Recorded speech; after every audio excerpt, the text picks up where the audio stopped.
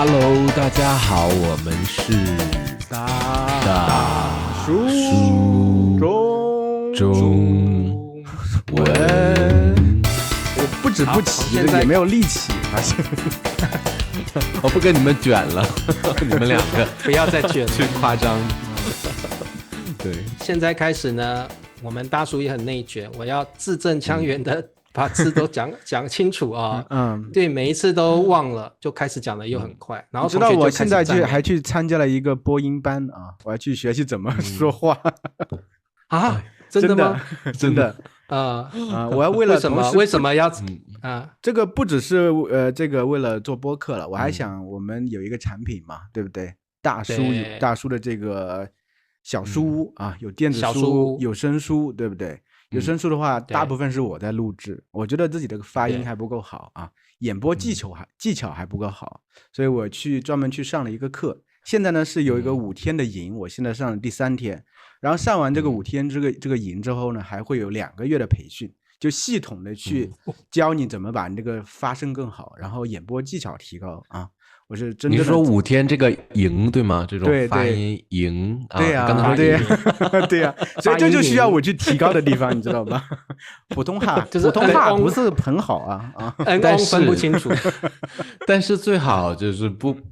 因为我觉得你说话是你的特色，也是大叔中文的特色。因为毕竟到中国来的话，基本上没有那么你听不到那么标准的普通话，基本上都是在电视上。是啊，所以有的人听我们播客也是因为我们3个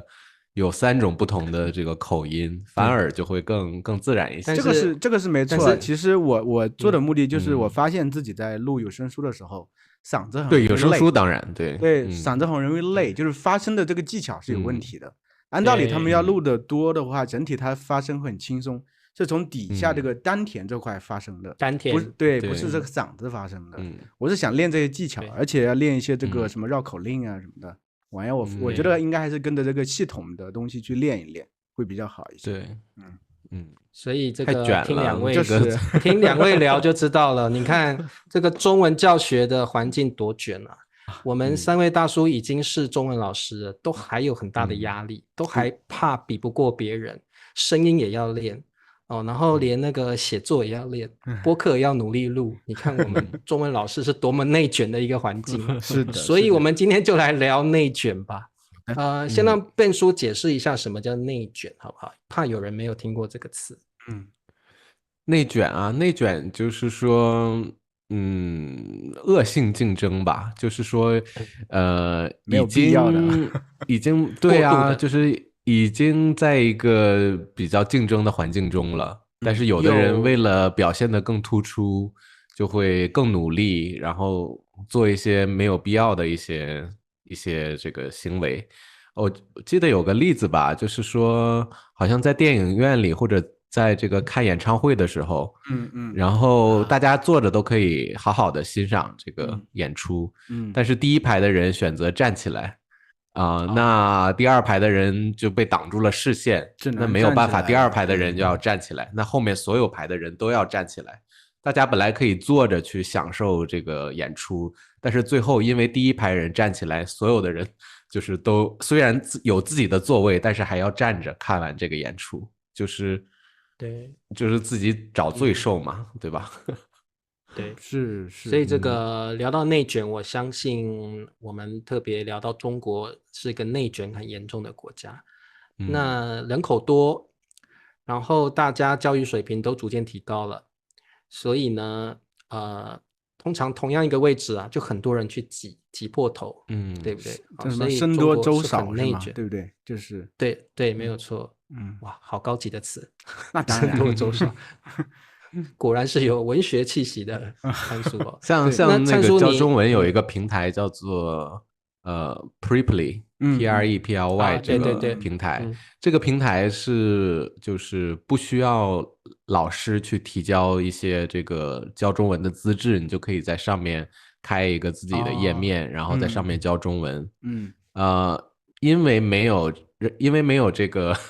限制嘛，所以就是有越来越多的人涌入这个平台。可能一个老师在另一个平台，他可以收这个$20一个小时。到了这个平台之后，因为老师太多了，然后如果你把你的价格提高$1，马上就是你可能就被这个淹没在所有的老师中间了。所以大家为了让更多潜在的学生看到他们，会把自己的那个价格压到这个平台的最低的那个最低线，可能$4、$3吧，$3、4那一个小时。赚啥呀？一个小时啊？我有看到，而且这个平台非常的黑，就是它第一节课是100%的，它要收，就是你第一节课你是收不到钱的，这个平台会把你第一节课的钱全部拿走啊。然后第二节课是它平台抽你33%的成对，然后你必须在这个平台可能连续上100节课，然后你那个抽成才会慢慢的那个降低，所以很多老师基本上都在这个平台卷不下去了，但是这个平台无所谓，因为还有新的老师进来。对啊，这个就是生态嘛，就是因为他们无所谓啊。现在也是在中国这个城市很卷，就是因为这个公司他们也无所谓，反正总有新鲜的年轻人进来。比如说北上广的这些，大家都去找工作机会，想更好的发展自己，但是慢慢的，可能到了个35，很多都被优化了。这个所谓的优化就是裁员了，他们就只能要么就是去这个送外卖、跑滴滴，或者回到自己的县城里头。那么重新又有新的一波年轻人来，新的一波人来，所以他不断的就会这样卷，这是一个确实是一个非常不好的一个生态。我是觉得这个是笨叔比较烦的地方吧，所以才逃离了中国，对不对？那像我35岁，就是要是在国内的话，肯定就是被裁员的最好的年纪啊，就是最好的年纪，就是为这个工作就是奋斗青春，奋斗了那个10几年，然后可能这个身体状况越来越不行了，就是马上就是身体崩溃的边缘，公司可能要花大把的钱去养这个员工的时候，然后把他裁掉，对公司来说肯定是合适的选择，因为有那么多年轻人需要工作，而且年轻人的精力也足，学习能力可能也更强，所以其实那天看到一个说法，就是因为中国其实教育体制就从小就提倡的是竞争，就是你要比别的同学分数高一点，就从小就是这么一个状态，就是大家怎么争到第1名，对不对？所以大家一直以来从小到大都有这么一个认知，就是我一定要做第1名，我一定要比别人，一定要把别人踩在脚底下，我才行。所以形成这么一个，大家就算到社会上都有这么一个想法，就是我一定要把别人打过去，我一定要通过竞争把别人踩在脚底下，我才能算赢。所以其实这样就特别容易形成一种这种恶性的竞争的状态，就是你一定要想把别人赢掉，你觉得才行。这种状态它是不可持续的，因为永远会有比你更厉害的人，永远会有比你更年轻的人，永远会有比你更有天赋的人。那怎么办呢？对不对？其实在现在这个层面，我是觉得年轻人当然有些慢慢选择躺平，我觉得另外还有一条出路，就是做自己真正独特的一个状态，和别人不一样的，变成一个不可取代的这么一个状态。其实这个才是就是我们脱离内卷的这么一个最核心的一个竞争力，就是你怎么做到和大家不一样。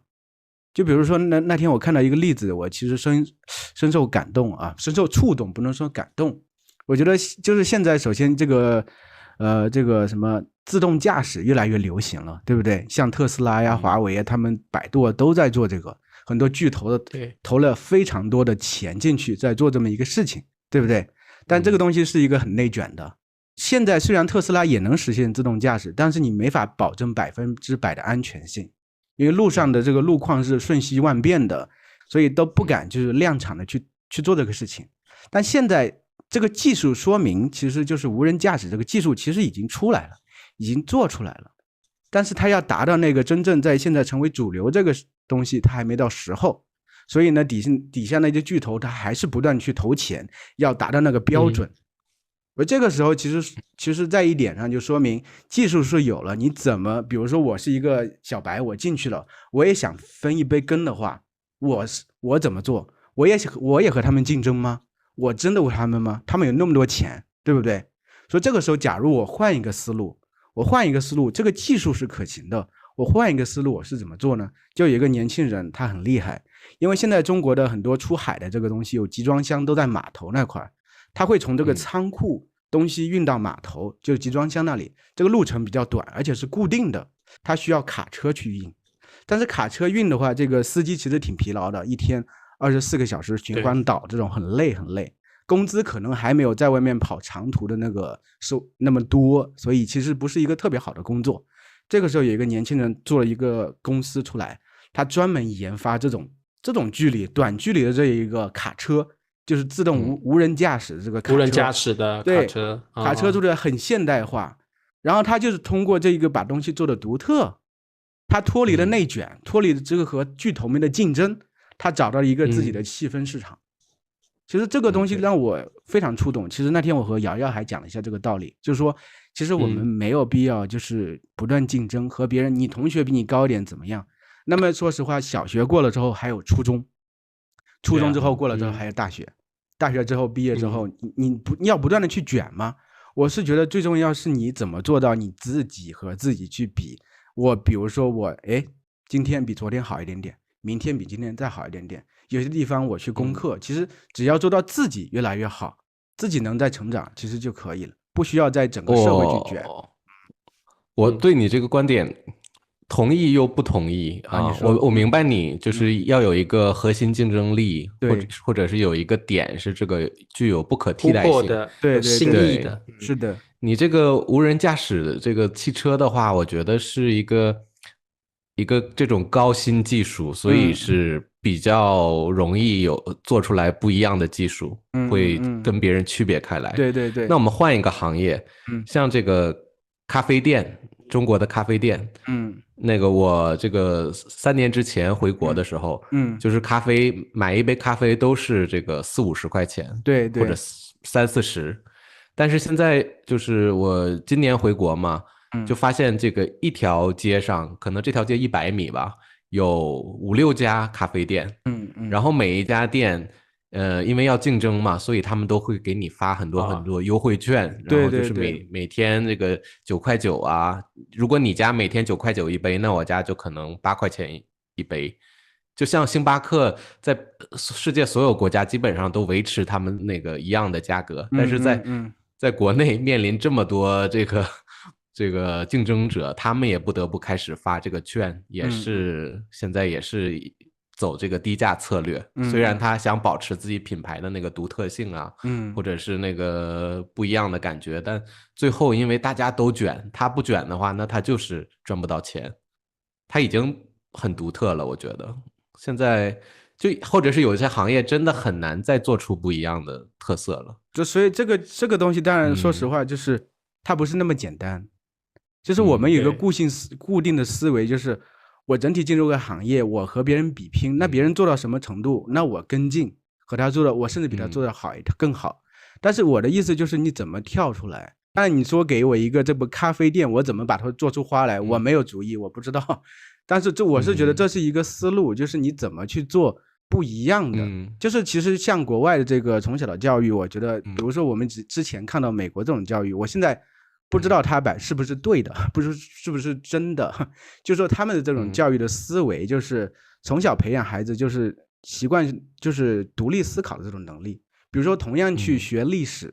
我们在中国的话就不断去记什么年份呢，这个什么发生了什么具体的事件呢等等。但是美国呢，小孩他可能会找一个切入点，我去就比如说华盛顿，就是美国的国父，你去论证一下，你觉得他是一个好的还是一个坏的？比如说他其实说实话是创立美国，对不对？但是他可能又是一个之前是一个什么奴隶主，对不对？你看你是从哪个角度去切入去讨论这个问题，那你是从跳出惯性思维去思考这个问题，这个东西会迁移到你整个人生里头。所以为什么整体而言美国这个创新思维比中国还是厉害一些。中国人做题很厉害，中国现在科技发展也很厉害，但是我们要明白，就中国现在科技发展到现在这个程度，整体还是是亦步亦趋美国的。美国有什么呢？我们跟进了，我们中国人模仿能力很强，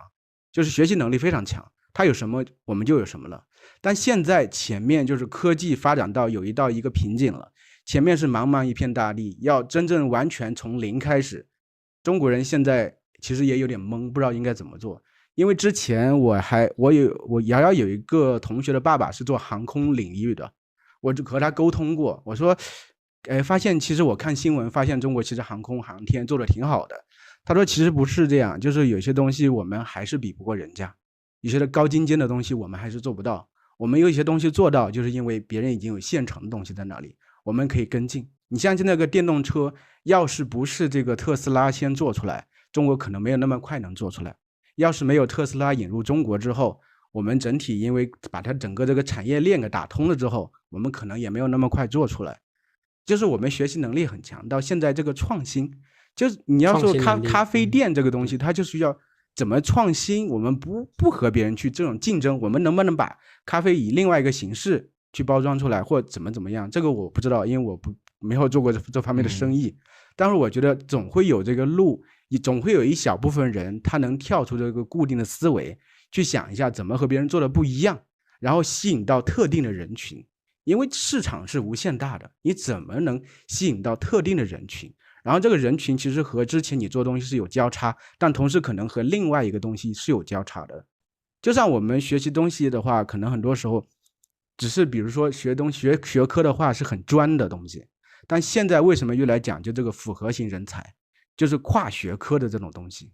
就是需要你把很多思维全部打通了之后，你的眼界会更开阔，你看到就不只是单单一条路而已，你可能看到更多的东西。这个其实也是我是觉得是中国现在慢慢在推广，就是我们学校瑶现在他们学校上的学，其实慢慢也在推广这种跨学科的这种学习的东西，还有这种所谓的大语文，就不像我们只是以前这种所谓的就是寄送啊，就一些分析啊，它会涉及到更多背景啊等等一些拓展思维的东西。这个东西当然就是说教育投入之后，可能产出可能在10年20年之后，我的孩子长大以后，他们可能慢慢的能力会更出众，比我们这一代有更好的这种创新能力。其实我觉得最主要让自己做的独特的话，是需要一种创新的能力，不要一种固定思维的能力，这个其实是更重要的方面。当然要做到这个程度的话，当然看个人能力，不是所有人都能做到。对，所以这个就是也强调一个人如果能够有复合能力是很重要的。对对对，比如说你如果是汉语老师，你只会教汉语，可能你的选择就会很局限，是的，受到限制。那如果你是汉语老师，但是你的写作能力很强，又会念电子书的话，对啊，那就不一样了。对啊，我们就可能会有另外的路，另外的发展。中文老师啊，对对。所以其实大树中文也在，虽然是做中文教学，但是我们也就是另外有了一个新的，对，另外有一个新的事业，就是做电子书。所以我觉得要突破内卷这样的一个文化，真的一个人需要有复合的能力，然后你的思维可能要跳脱传统的想法。对，甚至你可能觉得像上班族那样的工作是不是适合你，或者是说你有这样的能力是不是可以跟你的本职做一个结合。那我觉得可能你就可以跳脱这个框架，做更多复合性的事情。对，满足一些条件，我觉得因为做出这种核心竞争力啊，或者这种复合型人才，他肯定都是要先做这个事情的人。那一般可能很多人都是看到别人做的成功了，然后想要去复制，然后复制的人越来越多，那谁的价格更低，又能做出很好的东西来的话，那肯定越来越多人会选择这个价格低的这个好的服务的这样的，或者是然后慢慢的整个行业就开始去往那个低价的方面走。我是这么感觉。但我觉得其实国内这个整体，因为我也会关注一些微博上一些做生意的人，他们其实现在这个趋势确实像你说的，就是以前这个经验教训很足，就是比如说开个鞋厂，稍微一个款出来之后卖得很火，马上就有人模仿你。对，这个东西就是中国竞争就是这样子的。他后来就是把厂子都给卖掉了，他不做这个，他后来做一些比较小而美的东西，我价格甚至还高一些，有一些附加价值的东西。就是我觉得这个思路就是这样，你要是不断的和别人卷，只是卷价格，那肯定到后面就是血本无归，肯定最后就玩完了。说实话，当然你不想卷这个价格，但是我的意思就是你不得不卷。后面的话，可能你真的做得很好，但是因为太卷了，就导致你也跟着卷。就这个东西就是商业里头有个东西叫护城河嘛。你的护城河足够的深，别人你就算把你的东西放在外面，别人都模仿不去，模仿不了。我东西就是光明正大放在这里，我的商业模式我都是光明正大放在这里，你模仿不去。比如说海底捞的商业模式非常的清晰，他其实吃火锅，他不是吃火锅，吃的是服务好。但是说实话，这个服务你别的人能模仿他吗？模仿不到他那个精髓。要模仿，因为你没看到中国没有出现第二个像海底捞一样这样的品牌，因为做不到。我觉得创意还是有个创意曲度了。对，如果你的创意曲度够，人家要模仿可能需要很长的时间。是的。但是因为你是先有这个创意的人，所以你可以享受5年或6年的黄金时段，甚至之后你可以享受你的品牌优势。所以我觉得当然像Ben叔说的这个担忧会有，别人会学你，然后又开始做销价竞争。是的。但是我觉得只要你的创意曲线够，别人等到模仿好了，你已经都不知道进步到哪里去了，或者是你已经变成一个老品牌，值得信赖的品牌了。所以别人就算模仿到了销价了也没有用，因为大家还是觉得你的东西是最好最有特色的。所以我觉得现在这个东西不是说你模仿了就可以，你可能只模仿到它的皮，对，你没有模仿它的骨，那也没有用。所以我觉得不断的升级吧，对，不断的升级。对。我那天看到就是说日本这个迪士尼也很厉害，迪士尼乐园其实在全世界都很火，但是他有段时间做的不怎么好，就是因为好像孩子们的消费越来越不行了。后面他转变了这个思维，他把这个迪士尼乐园的这个定位为满足就是年轻女性的这个少女梦，就是那种童话公主梦。然后发现之后，这个定位转变了之后，因为很多年轻女孩就是她们在10来岁的时候都想当公主嘛，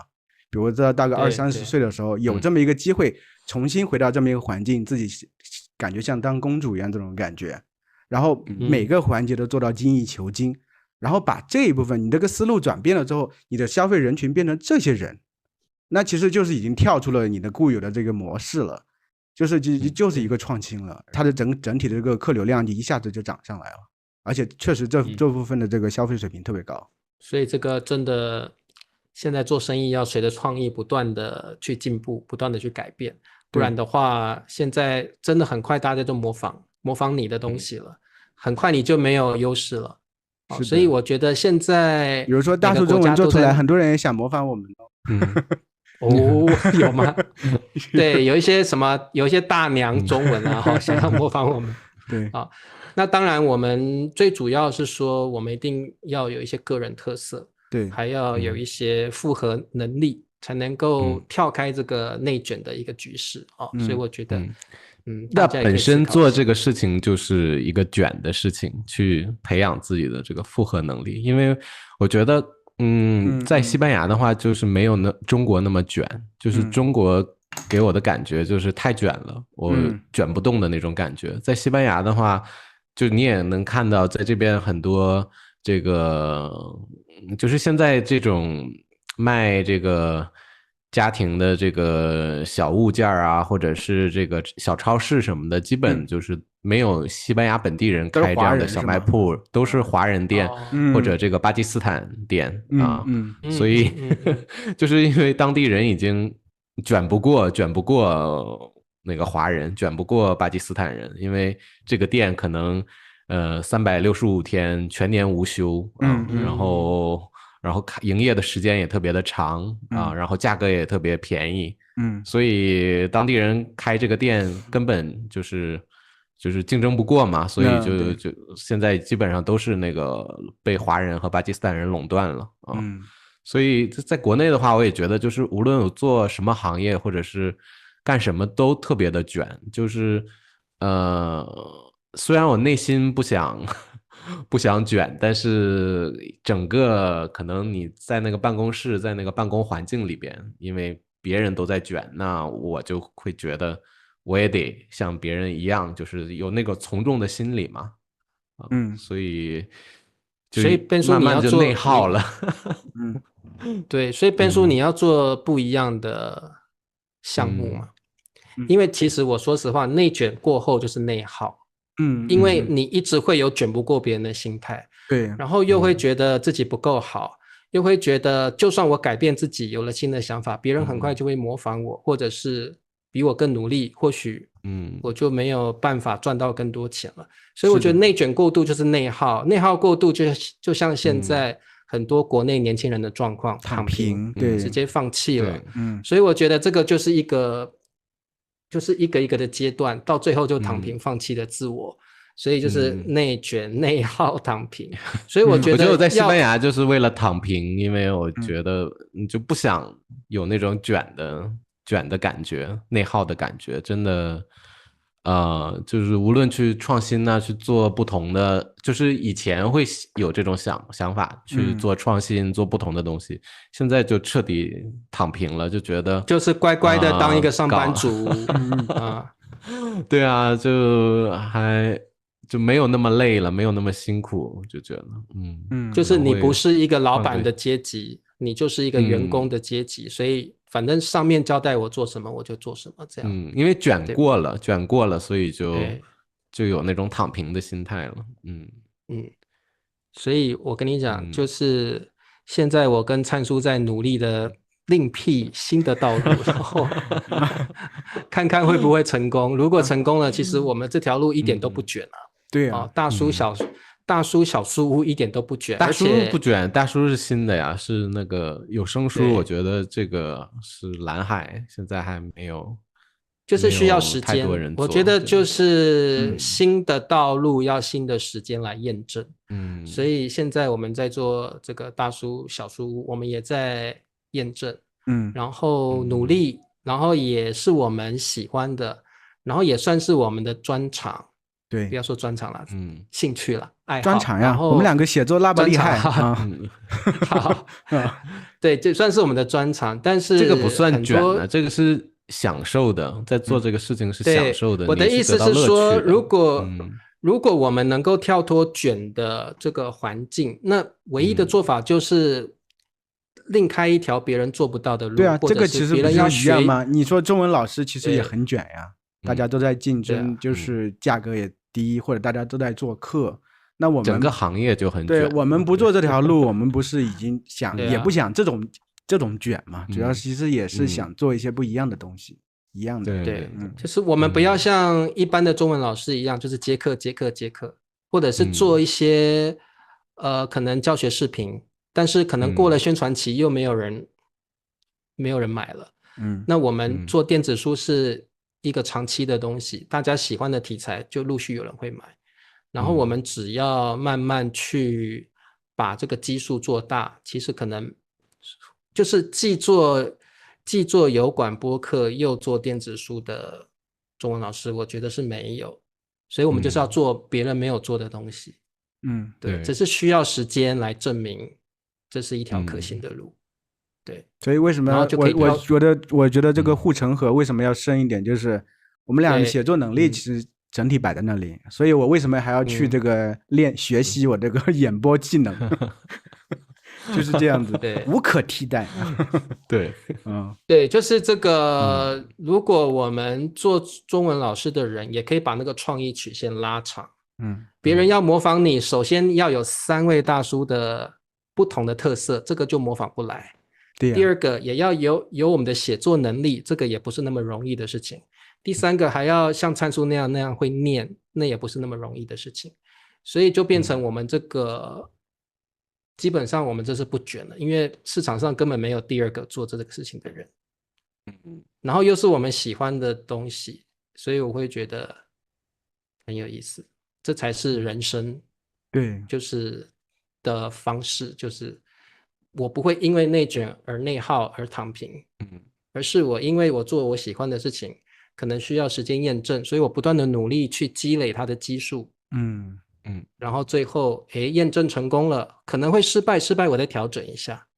最后我验证了这个创意曲线是够了，然后大家也喜欢，而且又没有人可以模仿，那或许我们就有了一个新的不同的事业。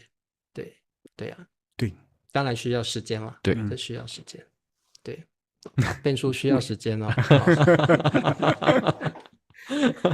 好，我们怎么从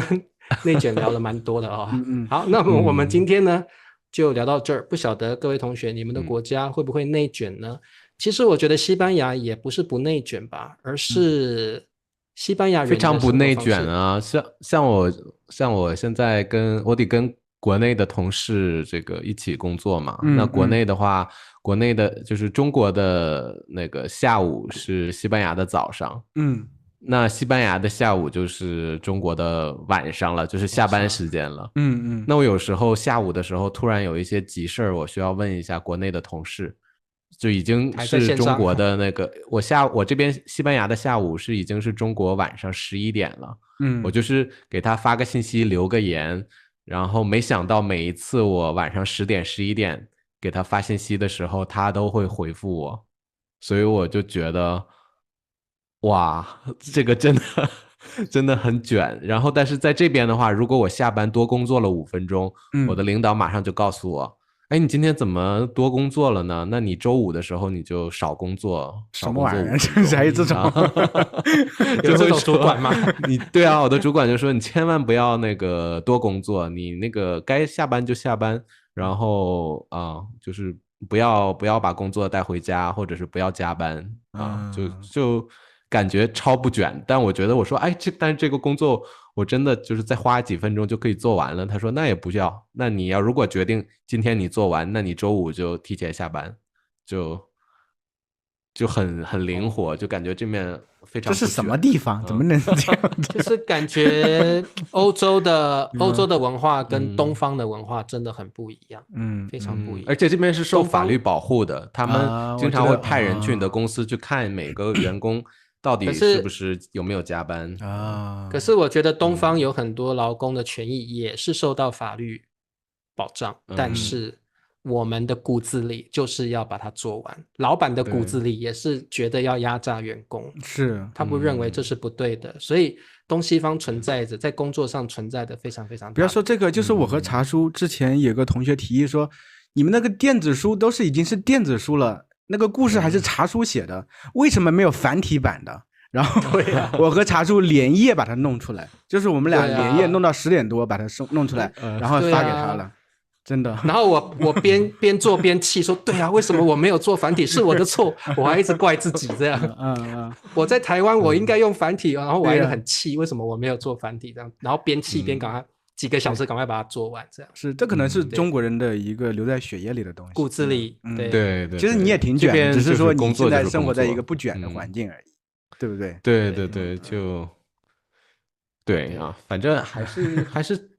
卷吧，但是跟中国比的话，就是没那么卷，没那么卷。对，其实最终目的也肯定不是为了很卷，就是大家能找着一个舒适点，也不用太累，但是有一点方向感，是这种状态，是这样的。对，好吧，今天就聊到这儿吧。希望大家不要太内卷，内卷过度会内耗，内耗过度会躺平。当然躺平也有分好躺平跟不好躺平了啊。好躺平是提早退休了是吗？对那不管怎么样，大家就快快乐乐的度过自己的人生，这是最重要的。好，那么我们下次再聊喽，大家再见，好，拜拜。拜拜。